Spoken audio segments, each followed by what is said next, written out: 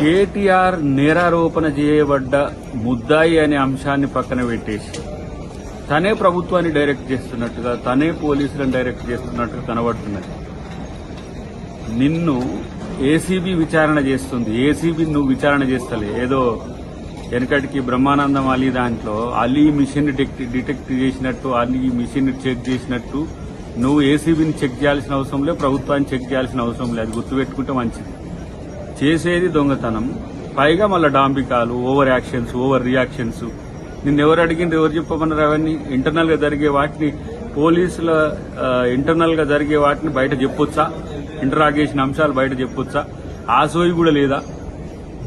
మీరు గతంలో నర్సారెడ్డి గారి కేసులో ఎంక్వైరీ కమిషన్ ఎట్లా అంశాలను చర్చించిన అంశాలు బయట పెడతారని మీరు కోర్టుకు పోయినరు.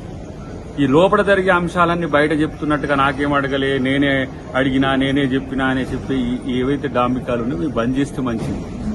తర్వాత కోర్టులు, చట్టం, న్యాయం పట్ల గౌరవం ఉంటే ఆ వ్యవస్థల పట్ల గౌరవంగా వ్యవహరించడం నేర్చుకోవడం మంచిది అనేది నా హితవు.